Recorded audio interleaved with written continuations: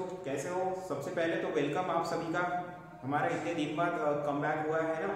बीच में हमारा थोड़ा 3-4 दिन का, आई थिंक 4-5 दिन का हमारा जो है तो ड्यूरेशन जो गैप था वो बढ़ चुका है। तो चलो जल्दी से कुछ अच्छा पाने के लिए कुछ ज़्यादा मेहनत करनी पड़ती है ना, तो आपने देखो कितने दिन वेट किया। तो आज की जो थ्योरी है वो बहुत ज़्यादा इंपॉर्टेंट है। एक्चुअली हुआ क्या, मुझे कुछ एमएससी के स्टूडेंट ने कॉल करके कहा कि सर आप जब वर्नर थ्योरी पढ़ाने वाले हो तो थोड़ा डिटेल पढ़ा दो। तो मैंने कहा उनसे कि मैं ज़्यादा तो डिटेल में नहीं पढ़ाऊंगा आप लोगों को, क्योंकि ज़्यादा डिटेल में हम लोग जाएंगे तो आपको कुछ बेसिक कंसेप्ट का पता होना ज़्यादा ज़रूरी होता है। ऐसे में आप कन्फ्यूजन में चले जाओगे। इसलिए जितना हो सका पॉसिबल मैं उतना एक्सप्लेन करने की कोशिश करूँगा। वैसे हम लोग जब लाइव क्लासेस शुरू करेंगे, है ना, तो लाइव ही है ये, वैसे नहीं, मतलब इन डायरेक्टली मैं ये बोलना चाहता हूँ कि हम लोग जब क्लास में पढ़ेंगे तो क्लास में पढ़ने के वक्त हम लोग अच्छे से इसको मैं डिटेल्स में आप लोगों को और अच्छे से समझाऊंगा, क्योंकि इसके लिए कुछ बेसिक टर्म लगते हैं और हम वीडियो क्या होता है ये शॉर्ट टर्म में पढ़ाया जाता है ना। तो चलो स्टार्ट करते हैं वर्नर थ्योरी। तो देखो बच्चों, सबसे पहले बेसिक पढ़ के यहाँ पे बैठना क्लास में। क्या होता है कि हम लोग पढ़ना डायरेक्टली ना, कोई भी चीज़ को हम लोग डायरेक्टली पाना चाहते हैं और डायरेक्टली पाने के इसमें हम लोग कर क्या जाते हैं कि हमें कन्फ्यूजन क्रिएट होना शुरू हो जाता है। एक बात हमेशा ध्यान में रखना, अगर डायरेक्टली आप लोगों को फर्स्ट फ्लोर पर आप लोग बोलेंगे नहीं मुझे सीढ़ियाँ पायरियाँ नहीं चढ़ना है, मुझे डायरेक्टली पहुँचना है, सो हाउ दैट पॉसिबल? तो कहीं ना कहीं पे आप लोगों को स्टेप बाय स्टेप चढ़ना होता है ना। मतलब एक पायरी फिर दूसरी पायरी। मुझे एक बात बताओ, आप पायरियाँ स्किप करते करते चढ़ते जाओंगे तो बताओ मुझे गिरने के चांसेस ज़्यादा है या कम है? ऑब्वियसली ज़्यादा है। तो सेम बच्चों हम लोग यहाँ पर करने वाले हैं, स्टेप बाय स्टेप जाने वाले हैं अध्ययन में। तो ये वीडियो देखने के पहले कुछ बेसिक टर्म का आपको पता होना जरूरी है। जैसे फॉर एग्जांपल मेरा इसके पहले का video oxidation state, obviously oxidation state के बारे में आप लोग पता कर लो, ज़्यादा जरूरी है। अगर ऑक्सीडेशन स्टेट पता नहीं तो वर्नर थ्योरी समझ में आने वाली नहीं है अध्ययन में। सो ऑक्सीडेशन स्टेट का पता होना बहुत बहुत बहुत ज़्यादा इंपॉर्टेंट है और ज़्यादा तो कुछ नहीं चाहिए आप लोगों को, बस ये एक ही चीज़ आप लोगों ने पता रखना जरूरी है। ठीक है, तो चलो स्टार्ट करें। तो ज़्यादा देर ना करते हुए ना हम लोग जल्दी से स्टार्ट करते हैं। ऑक्सीडेशन स्टेट का हो गया, वर्नर थ्योरी स्टार्ट करते हैं। देखो बच्चों, वर्नर थ्योरी, मुझे एक बात बताओ, सबसे पहले अगर मैं आपको एक ऐसी से एक बात पूछूं कि आप लोगों को बोलना किसने सिखाया? आप लोगों को आपकी मदर टंग किसने सिखाई? आप लोगों को बहुत ज्यादा आपकी जो बेसिक टर्म है वो किसने सिखाए? ऑब्वियसली आपके पेरेंट्स हैं, है ना। तो अगर पेरेंट्स आप लोगों को बचपन से जैसे जैसे सिखाते गए वैसे वैसे आप बनते गए हो, है ना। सो वो आपके, इसीलिए वो आपके फादर हुए। और हम लोग गॉड फादर बोलते हैं, मतलब भगवान, है ना। तो गॉड फादर क्या करते हैं? गॉड फादर हमें अच्छा रास्ता दिखाने की कोशिश करते हैं, जो हमें इंट्रोड्यूस करवाते कोई भी नए कंसेप्ट से। तो देखो, coordination chemistry, organic chemistry, inorganic chemistry, analytical chemistry, polymer chemistry, बहुत सारे केमिस्ट्री के बहुत सारे हैं ब्रांचेस। तो उसमें से ये एक थी कोऑर्डिनेशन केमिस्ट्री, जिसमें कोऑर्डिनेट बॉन्ड बनता है। कोऑर्डिनेट बॉन्ड माने क्या बोला था मैंने इसके बारे में आप लोगों को क्या बताया था बच्चों? कोऑर्डिनेट बॉन्ड मतलब अनइक्वल शेयरिंग से बना हुआ बॉन्ड, मतलब कोई एक ही एटम अपनी पूरी पेयर किसी एक को दे देगा और एक क्या बना देगा? कोऑर्डिनेट बॉन्ड, जिसको हम लोगों ने कोऑर्डिनेट बॉन्ड कहा था, है ना। तो ये सब कुछ हमने जो पढ़ा था ये हमारा एक वे था, हमने पढ़ते आए अभी तक। बॉन्ड का कंसेप्ट, सब कंसेप्ट हम धीरे धीरे धीरे धीरे आगे बढ़ते गए, है ना। तो वर्नर थ्योरी ने क्या किया? वर्नर थ्योरी ये फादर ऑफ केमिस्ट्री कहलाता है, लेकिन कौन सा father of chemistry? Coordination chemistry का फादर कहलाता है। क्यों ऐसे? क्योंकि ये भाई साहब ने, ये सर ने, इनकी बहुत ज्यादा रिस्पेक्ट करनी चाहिए। देखो बच्चों, अगर ये ना होते थे तो कैसा है, कोई नई चीज को डिस्कवर करने के लिए भी ना पेशेंस, स्ट्रगल, हार्डवर्क का होना बहुत जरूरी होता है और हमें इनकी रिस्पेक्ट करनी चाहिए। जहाँ तक मेरा ऐसा मानना है कि बिल्कुल ये हमारे आइडिया होने चाहिए। देखो क्या किया ये वर्नर थ्योरी ने, ये भाई साहब ने क्या किया? कोऑर्डिनेशन केमिस्ट्री में आप लोगों को कुछ नए कंसेप्ट बताया। देखो, coordination bond, coordination compound, coordination मतलब जिसको हमने क्या कहा था? कॉम्प्लेक्स वगैरह, है ना। तो ये सब चीजें हमने पढ़ी, लिगैंड, मेटल। तो देखो, जो हमने इंट्रोडक्शन पढ़ा था वो इंट्रोडक्शन को इस थ्योरी ने साइंटिफिकली प्रूफ कर बताया। देखो कैसे। वर्नर थ्योरी ऐसी थ्योरी थी जिसमें जो हमारे अल्फ्रेड वर्नर थे, अल्फ्रेड वर्नर, इन्होंने इस थ्योरी को डिस्कवर्ड किया था।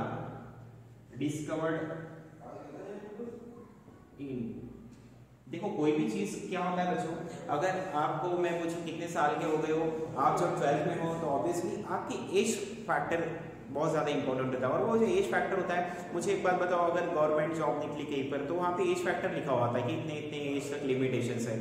तो कहीं ना कहीं पर हम लोग स्टार्टिंग से, जहाँ से आपका बर्थ हुआ है, जब से आप जन्मे हो, इस पूरे प्लैनेट पे आए हो, उस दिन से आपकी काउंटिंग शुरू हो गई है ना। तो कब आए हो ये ज़्यादा इंपॉर्टेंट है। आप सब भूल जाओगे लेकिन आप आपके खुद के डेट ऑफ बर्थ नहीं भूलते हो। सब भूल जाओगे लेकिन आप आपका विश खुद का सेलिब्रेट करना, बर्थडे बढ़िया से स्टेटस पर रखना, thank you for celebrating my birthday, है ना। ऐसे न जाने आप क्या क्या स्टेटस रखकर आपका बर्थडे का आप सेलिब्रेट करते हो बच्चों। तो देखो क्या है, तो इन्होंने भी कब डिस्कवर किया था, जानना बहुत ज्यादा जरूरी है। तो इन्होंने जो डिस्कवर किया था, डिस्कवर्ड इन 1893। सो 1893 में इन्होंने हमें क्या बताया था, वर्णन थ्योरी के बारे में बताना शुरू किया था। अब देखो 1893 में थ्योरी डिस्कवर्ड हुई थी, मतलब इनके पास प्रूफ आ चुके थे। अब हुआ क्या, डिस्कवर्ड होने के बाद में इनको यहां पर नोबेल प्राइज दिया गया, और ये नोबेल प्राइज इनको दिया गया इन 1930। कब दिया गया, इन 1930। मतलब देखो सबसे पहले इन्होंने थ्योरी को डिस्कवर्ड किया। डिस्कवर्ड कब किया, तो इन्होंने 1893 में इसका डिस्कवर्ड किया, मतलब इसको हमारे सामने लाकर रखा। इसके बाद में सामने लाकर रखने के बाद में इनको इनके ये वर्क के लिए, इनके ये रिसर्च के लिए, इनके ये हार्डवर्क के लिए, इनके स्ट्रगल के लिए इनको नोबेल प्राइज दिया गया इन 1930। और इसके बाद में ये पहले साइंटिस्ट थे जिन्होंने कोऑर्डिनेशन केमिस्ट्री में अपना पहला कदम रखा था। ये पहले ऐसे थे जिन्होंने हमें बताया था कि कोऑर्डिनेशन कंपाउंड आप पढ़ तो लेते हो, मतलब मुझे एक बात बताओ, ये एक कोई एक पर्सन है, कोई एक ह्यूमन है, ऐसा मान लो ये आप है, ऐसे तो नहीं दिखते हो, है ना, तो कंसिडर करते ये आप हो।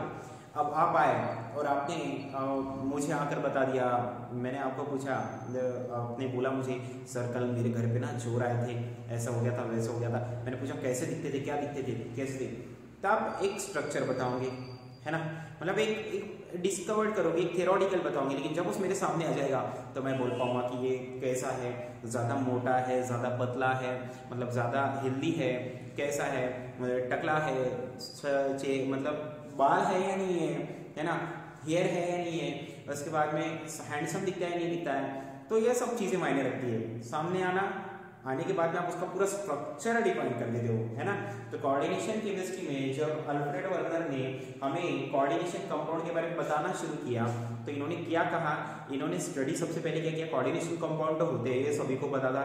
इन्होंने उसके स्ट्रक्चर के बारे में बताया हम लोगों को, और उसकी प्रॉपर्टीज के बारे में स्टडी की। इन्होंने देखो किसके बारे में स्टडी की वो आपको बता रहा हूँ। वैसे तो ये कॉमनली सबके लिए एप्लीकेबल है, लेकिन इनका जो ये डिस्कवर्ड की इन्होंने थ्योरी, इन्होंने ये जब सब चीजें बताई, तो देखो इन्होंने किसको कंसिडर किया बच्चों, इन्होंने जब स्टडी किया तो इन्होंने इनके स्टडी में किया, क्या किया, structure and properties of cobalt. Cobalt ऐसा कोऑर्डिनेशन कंपाउंड जिसमें कोबाल्ट का ऑक्सीडेशन स्टेट +3 +2 +1। ऑक्सीडेशन स्टेट मतलब क्या, लॉस ऑफ इलेक्ट्रॉन और गेन ऑफ इलेक्ट्रॉन, मतलब पर्टिकुलरली ऑक्सीडेशन स्टेट मतलब क्या, एक पर्टिकुलर एक चार्ज, चाहे फिर वो प्लस हो या फिर वो माइनस हो। तो देखो ऑक्सीडेशन स्टेट मतलब इन्होंने क्या किया, इन्होंने स्ट्रक्चर और प्रॉपर्टीज पढ़ी किसकी, कोबाल्ट की। कोबाल्ट से आप सब जानते हो कोबाल्ट को, कोबाल्ट आपके साथ रहते हैं ना, दिन रात आपके साथ है ना, बढ़िया तरीके से आप इनको पहचानते भी हो, जानते भी हो, बहुत ही अच्छे हैं बेचारे। तो अब देखो बच्चों, इन्होंने क्या किया, कोबाल्ट के बारे में, कोबाल्ट का हमें कोऑर्डिनेशन केमिस्ट्री में कोऑर्डिनेशन कंपाउंड का स्ट्रक्चर्स बताया, प्रॉपर्टीज बताई। पहले तो स्टडी किया, स्टडी करने के बाद में हमें ये बताया कि कोऑर्डिनेशन कंपाउंड का स्ट्रक्चर्स क्या होगा, वो कैसे प्रॉपर्टी शो करेंगे। तो आइए जानते हैं, इन्होंने 4 ऐसे कॉम्प्लेक्स थे जो इनके स्टडी में इन्होंने लिया, और वो 4 कॉम्प्लेक्स के बेसिस पे इन्होंने इनकी ये पूरी थ्योरी डिस्कवर की। अब वो 4 कॉम्प्लेक्स होते हैं, हमें वही पढ़ना है, ठीक है। तो इनके ये भाई साहब के मुताबिक, इनके अकॉर्डिंग क्या हुआ, इन्होंने 4 कॉम्प्लेक्स के बारे में स्टडी किया बच्चों। 4 कॉम्प्लेक्स कौन से थे, तो चलो मैं आपको जल्दी से बताने की कोशिश करूंगा। और पता है क्या, ये थ्योरी थोड़ी लॉन्ग चलने वाली है, मतलब ऐसा समझ लो ये 1 घंटे का हमारा जो वीडियो होगा, 1 घंटा ऑब्वियसली होगा, 45 मिनट में हम लोग खत्म करने की कोशिश कर रहे थे, है ना। तो धीरे धीरे पढ़ेंगे, हमें कौन सा कोई ट्रैवलिंग के लिए जाना है, और ऑब्वियसली लॉकडाउन चल रहा है तो आप लोग तो घर पे बैठे होंगे, है ना। तो स्टॉप कर ब्रेक ले लेकर देखो, लेकिन ऑब्वियसली इस थ्योरी को अच्छे से पढ़ना।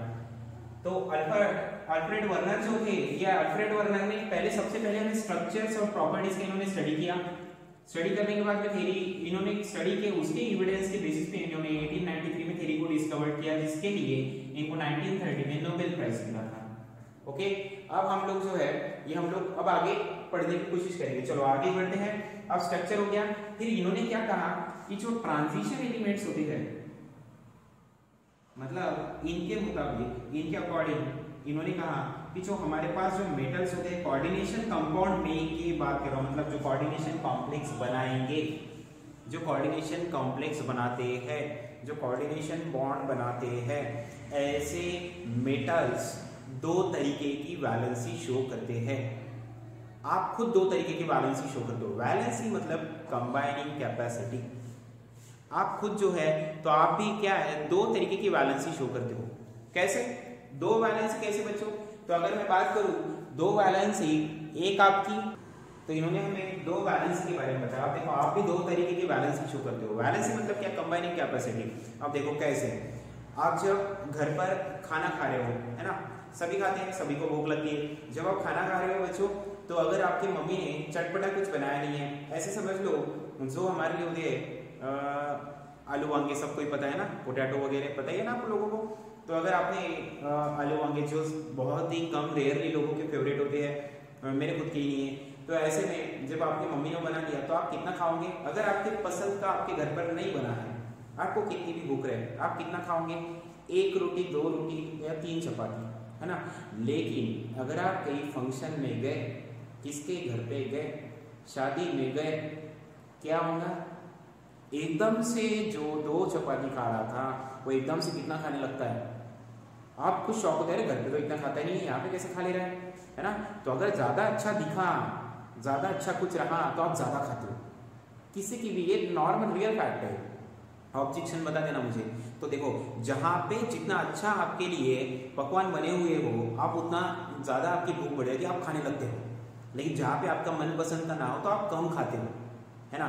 तो ये होती है 2 तरीके की वैलेंसी, दिखाना कुछ और शो करना कुछ और, है ना। तो जो मुझे एक बात बताओ, अगर मैं रियल बात करूँ, रोज की तरह बात करूँ, तो रोज आप रेगुलरली 3 चपाती खाते होंगे, 3 सुबह या फिर 3 शाम में, है ना। ऐसे टोटल 6 या 5 पकड़ के चलते हम लोग। लेकिन अगर कहीं फंक्शन है तो आप थोड़ा ज्यादा खा जाते हो, मतलब आपकी लिमिट बढ़ जाती है। तो क्या हुआ बच्चों, आप तो रेगुलरली जो शो कर रहे थे वो तो एक अलग था, वो एक अलग लिमिट थी। लिमिट मतलब ही बैलेंसिंग एक अलग था। लेकिन अचानक से आपकी लिमिट क्या होगी? बढ़ गई, एक्सटेंड हो गई। लेकिन कब? फंक्शन प्रोग्राम की कंडीशन देखकर। फंक्शन में, प्रोग्राम में कंडीशन दिखी कि अच्छे अच्छे पकवान है, अच्छे अच्छे फ्लेवर है, तो आप ज्यादा खा गए। कंडीशन के अकॉर्डिंग बिहेवियर किया ना आप लोगों ने, किया है नहीं किया? अब बताओ, मेरे घर पर अगर आप आए, मैंने फंक्शन रखा और मैंने यूट्यूब पे एक वीडियो बनाकर इनविटेशन दे दिया, आप सबको आ जाओ मेरे घर पर, कल प्रोग्राम है, ऑब्वियसली आप सब आए। और मैंने आपको कुछ नहीं, मैंने एक सादी जो आप रोज आप घर पर खाते हो, मैंने वही चीजें रख दी। अब जब मैंने वो सब चीजें घर पर रख दी आप लोगों के, सॉरी मेरे घर पर रखी, आप आए और खाने के लिए बैठे हो, तो बच्चों जो आप रेगुलरली घर पर खा रहे हो मैंने वही रखा, तो बताओ मुझे आप कितना खाओगे? जैसे एज यूजुअल घर पर खा रहे थे, लेकिन अगर मैंने कुछ अच्छा रखा, नूडल्स है ना, डोसा है, कितना खाओगे? ज़्यादा, लिमिट से ज़्यादा, मतलब जो रोज़ खा रहे थे डेली उससे ज़्यादा। कंडीशन के अकॉर्डिंग आप लोग भी बिहेवियर करते हो ना। फिर ये तो क्या है बेचारे, ये तो सब्सटेंस है। तो ये देखो अल्फ्रेड वर्नर ने कहा कि मेटल्स होते हैं कंडीशन के अकॉर्डिंग बिहेवियर करते हैं, और इसीलिए इनकी जो लिमिट होती है वो लिमिट बदल जाती है। और लिमिट देखो क्या शो करते हो, ये एग्जिबिट करते हैं 2 तरीके की लिमिट। एक होती है जो रियल थी, जो रेगुलरली शो कर रहा था, उसको ही हम लोग केमिस्ट्री की लैंग्वेज में कहेंगे, देखो वैलेंसी मतलब लिमिट इनडायरेक्टली। तो जो लिमिट थी वो रियल लिमिट थी आपकी, मतलब रोज आप रेगुलरली 2 चपाती 3 चपाती खा रहे हो, है ना। तो जो रियल था, रियल वैलेंसी थी आपकी, रियल कैपेसिटी थी, उसको अल्फ्रेड वर्नर ने कहा प्राइमरी वैलेंसी। क्या कहा? Primary valency. या फिर इन्होंने इसी को और में कहा आयोनाइजेबल वैलेंसी, आयोनाइजेबल, या फिर और में ही इन्होंने इसको कहा और प्रिंसिपल। मतलब देखो तीन नाम है बच्चों यहाँ पर, आप लोगों को अगर ये पसंद नहीं आया तो आप दूसरा नाम ले लो। मतलब देखो बेचारों ने इन्होंने डिस्कवर किया, यही बहुत बड़ी बात है। उसमें भी आप लोगों को अकॉर्डिंग आपको तीन नाम दिए, कुछ एक पे याद रहेगा, प्राइमरी वैलेंसी, या फिर इसी को और में कहा गया आयोनाइजेबल वैलेंसी, या फिर इसी को ही और में हम लोग कहते हैं प्रिंसिपल वैलेंसी। तो ये थोड़ा मैं आप लोगों को थोड़ा डिटेल्स में ले जा रहा हूँ। देखो ऑब्वियसली आप जो दो नाम पढ़ोगे कहीं पर भी आपके रेगुलर स्टडी में भी चैलेंज करता हूँ, देख लेना, प्राइमरी और आयोनाइजेबल। लेकिन देखो तीसरा कौन सा आ गया, प्रिंसिपल वैलेंसी। ठीक है, ऐसे तीन नाम से हम लोग इसको इंडिकेट कर सकते हैं। चौथा, चलो अब हम लोग नेक्स्ट आते हैं, ये हो गया बच्चों रियल, जो दिख रहा है जो रेगुलरली है बस वो रियल लिमिट, रियल कैपेसिटी जो रोज होती है वो, उसी को प्राइमरी, आयोनाइजेबल या प्रिंसिपल का। हाँ, जो आप लोग कंडीशन देखकर बदल दोगे, अच्छे अच्छे पकवान देखकर आपके मन में, आपके मुंह में जो पानी छूटेगा, आप लोग जो खाने के लिए दौड़ोगे, आपको भूख बढ़ जाएगी, तो उसको कहा जाता है जो कंडीशन के अकॉर्डिंग चेंज होती है वो दिए सेकेंडरी वैलेंसी, सेकेंडरी। या फिर आप लोग इसको पता है क्या बोल सकते हो, सेकेंडरी वैलेंसी, या फिर हम लोग इसको और में कहेंगे सेकेंडरी वैलेंसी को ऑक्सिलरी वैलेंसी। अब देखो बच्चों क्या हार्ड है, ये इतना याद रखना बिल्कुल नहीं। फर्स्ट प्रेफरेंस किसको देते हो आप लोग, आपके रोज के डेली लिमिट को। सेकंड, ये आपका रोज का काम है क्या, रोज भूख चेंज करना, रोज खा लेना, कोई बाय चांस कोई दिन आप किसी भी फंक्शन में चले गए उस दिन खा लेते हो, है ना, तो अकॉर्डिंग आप कंडीशन के अकॉर्डिंग बिहेव करते हो, सेकंड प्रेफरेंस है। तो देखो इसीलिए हमने इसको कह दिया सेकेंडरी वैलेंसी। एक क्या हो गई आपकी प्राइमरी वैलेंसी। तो according to Werner theory, metal exhibit two types of valency. First one is called as a primary valency, that will be called as again ionizable, or it is called as a principal valency. Now then second valency which is shows by the metals, that will be called as a secondary valency, or it is called as a auxiliary valency. तो ये हो गया बच्चों what Werner theory का description. अब चलो हम लोग इसको पढ़ना शुरू करते हैं। अब देखो इन्होंने और क्या कहा, मैं आपको अच्छे से एक्सप्लेन करने की कोशिश कर रहा हूँ, ठीक है। तो चलो आगे बढ़ते हैं। अब इन्होंने क्या कहा, सेकंड इधर लिख रहा हूँ। अब इनके अकॉर्डिंग वर्नर थ्योरी के अकॉर्डिंग जो हमारी जो प्राइमरी वैलेंसी होती है, primary valency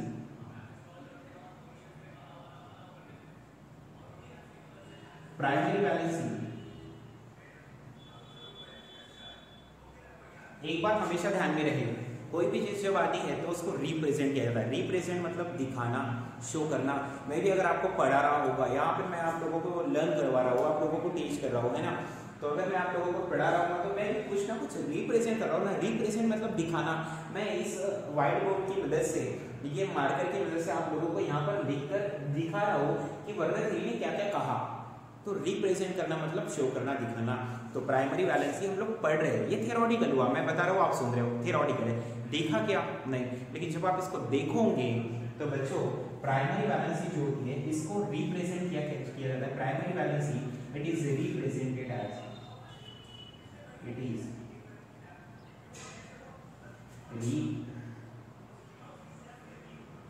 represented as, primary valency जो है इसको हम लोग रिप्रेजेंट कर सकते हैं। It is represented as dotted line.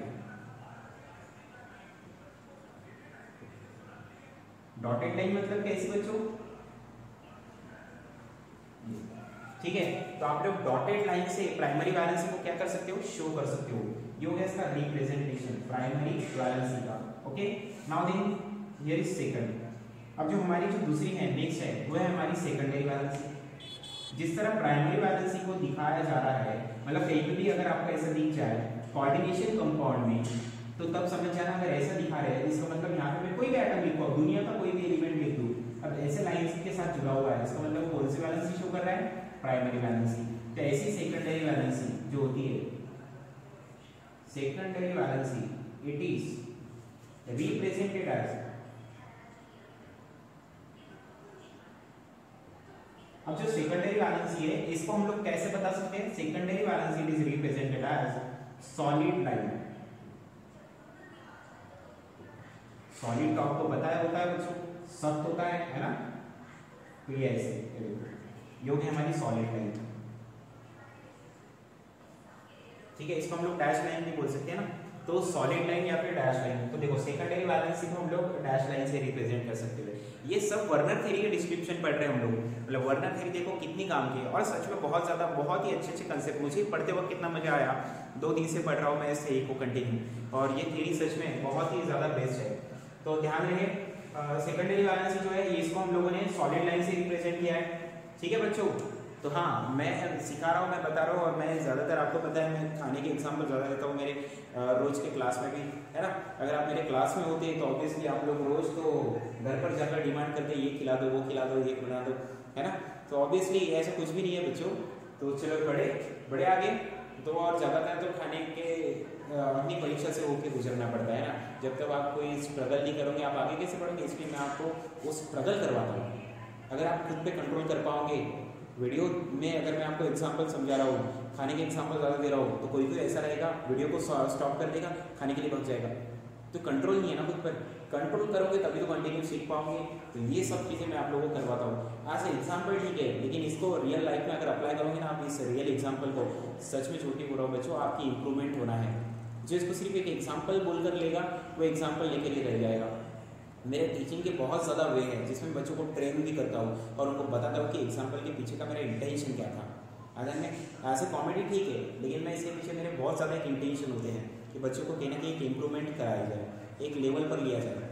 ठीक है, तो ये सब चीज़ें आप लोगों को धीरे धीरे अगर आपने चाहा तो ऑब्वियसली मैं आपको इस पर भी एक वीडियो बनाकर भेजूंगा, आपकी डिमांड करें, आप जो बोलेंगे वैसे। ठीक है, तो ये हो गया हमारा सेकेंडरी वैलेंसी को लेकर। अब आगे बढ़े। अब देखो ये हो गया रिप्रेजेंटेशन। अब रिप्रेजेंट होने के बाद में मुझे एक बात बताओ, आप हर एक इंसान के 2 चेहरे होते हैं, एक वो जो वो सामने दिखाता है, एक वो जो पीछे जाकर बोलता है। मेरे सामने अगर मैं आपको आ गया तो आप बोलेंगे सर आप बहुत अच्छा पढ़ाते हो, सर आप अच्छे हो, और जैसे मैं चले गया कहाँ अच्छा सिखाते हो सर, बोलना पड़ा, वो सामने थे इसीलिए बोलना पड़ा। देखो मेरे सामने अच्छा बोल रहा था, मेरे पीछे अच्छा नहीं बोल रहा है। तो हर एक इंसान के 2 चेहरे होते हैं, एक सामने जो दिखाता है और एक पीछे। अगर में तो दिखाते वक्त उसके रिएक्शंस, उसके सब बिहेवियर अलग हो रहा ना। अब बताओ मुझे, रोज वो खुलेआम मेरे बद पीछे मुझे हर बार बुरा ही बोलते बैठेगा क्या? बिल्कुल नहीं। हर किसी के पास नहीं, वो सिलेक्टेड लोगों के पास ही बोलेगा। तो यही होता है यहाँ पर भी, मतलब प्राइमरी मतलब पहला प्रेफरेंस हुआ। पहला प्रेफरेंस मतलब क्या? जो आप मेरे सामने बोलोगे, मतलब रेगुलरली नहीं, सर अच्छे हैं, सर अच्छे हैं, रेगुलरली बोलो। लेकिन हाँ सिलेक्टेड कोई आ गया जिस पर आपको ट्रस्ट है उसके पास बोल दे रहे हो। ठीक है, तो ऐसे ही हुआ कि प्राइमरी वैलेंसी को इसने क्या कहा, तो देखो वर्नर थ्योरी ने हमें ये बताया कि जो प्राइमरी वैलेंसी होती है, प्राइमरी वैलेंसी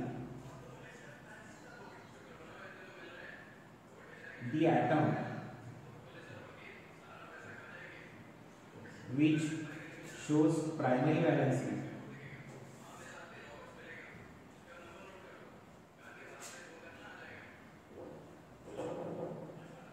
जो एटम प्राइमरी वैलेंसी शो करते हैं, वो प्राइमरी वैलेंसी शो करने वाले एटम्स को हम लोग कहाँ लिखते हैं? The atom which shows primary valency, that atom are written as, these are written as, मैं ऐसे लिख देता हूँ सिंपली क्योंकि हमारे पास इतना समय नहीं, मैं लिखकर अगर आपको देते बैठूं तो बहुत समय चल जाएगा। This are written as outside the coordination entity.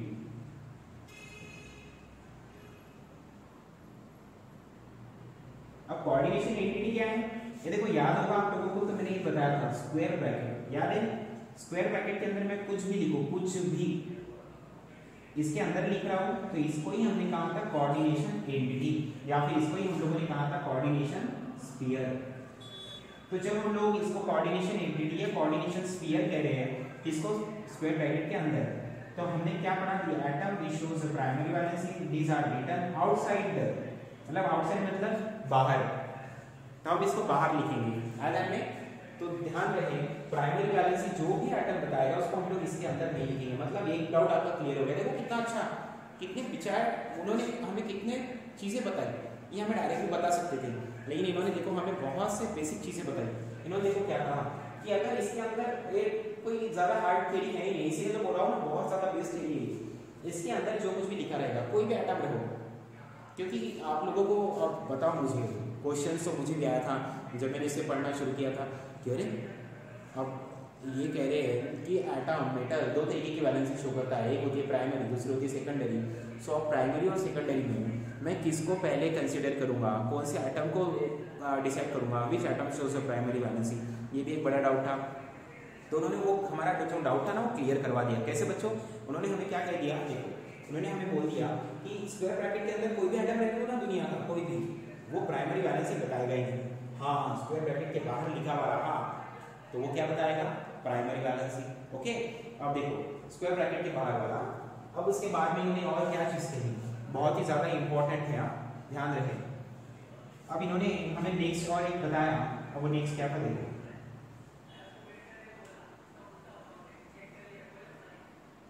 इन्होंने हमें कहा कि जो प्राइमरी वैलेंसी होती है, प्राइमरी वैलेंसी की बात कर रहा हूँ, primary valency are satisfied by, और इसी कर दिया इन्होंने। देखो आप लोग जैसे जैसे आप आगे बढ़ोगे सही में आपको सच में बहुत ज्यादा आपको भी इंटरेस्ट आएगा। Primary valency are satisfied bye,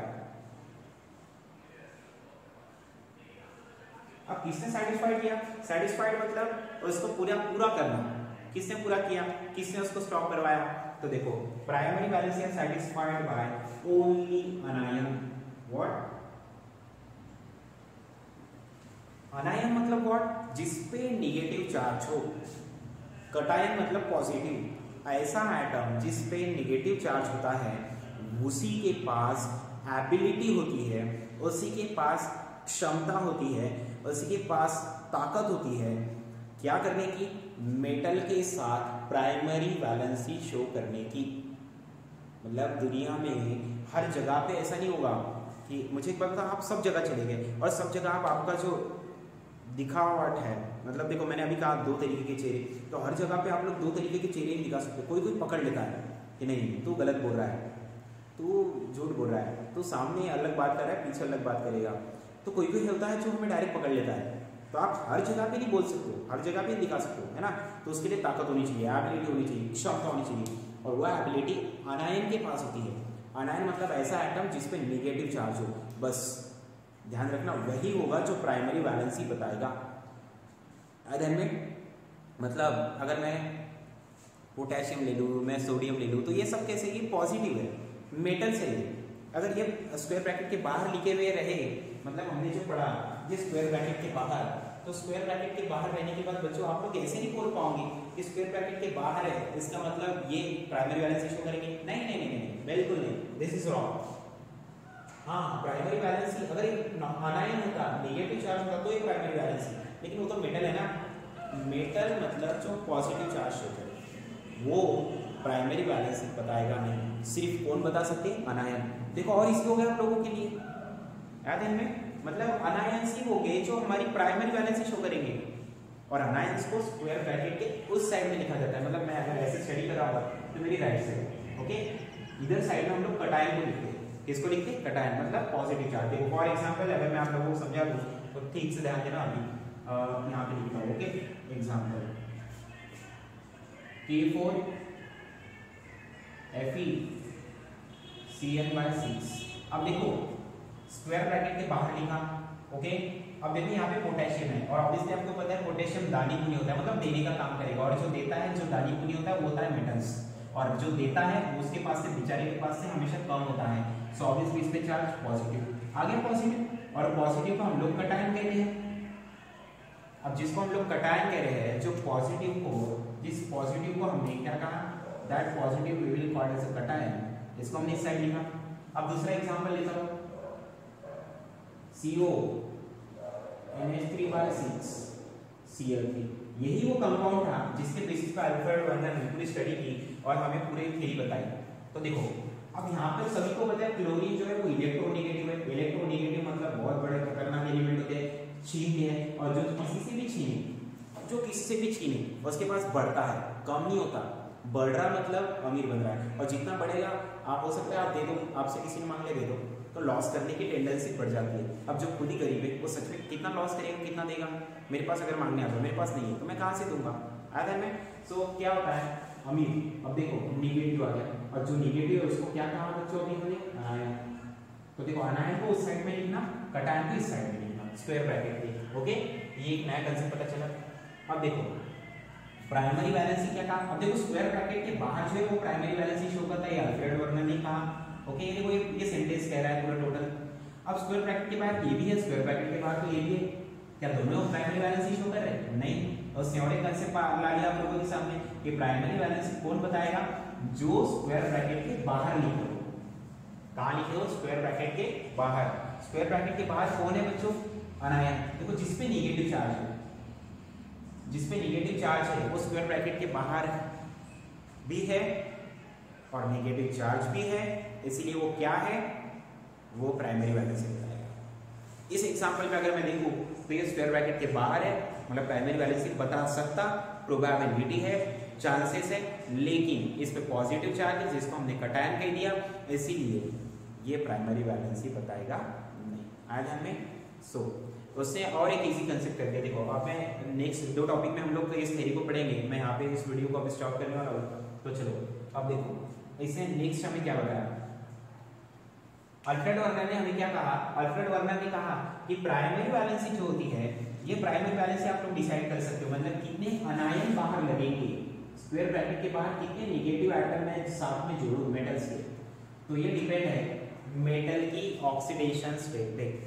मतलब इनडायरेक्टली अगर मैं बोलना चाहूँ तो यहाँ पे बता रहा हूँ, मैं लिखकर दिखा रहा हूँ आपको कि primary valency depends upon oxidation state of metal. Oxidation state of metal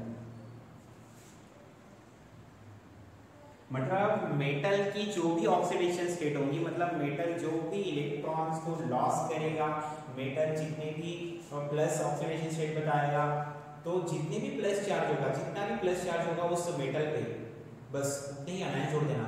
suppose अगर मैं इसका कैलकुलेट करूं तो +3 आता है कोबाल्ट का, आप करके देख सकते हो। ये न्यूट्रल लिगैंड है, ये सब चीजें मैं आपको आगे सिखाऊंगा बच्चों, लोड मत लेना, अभी हम सिर्फ इंट्रोडक्शन पढ़ रहे थे। देखो जैसे धीरे आगे बढ़ेंगे ना वैसे वैसे पढ़ेंगे। तो CO जो है कोबाल्ट, ये +3 चार्ज आता है इसको, ठीक है।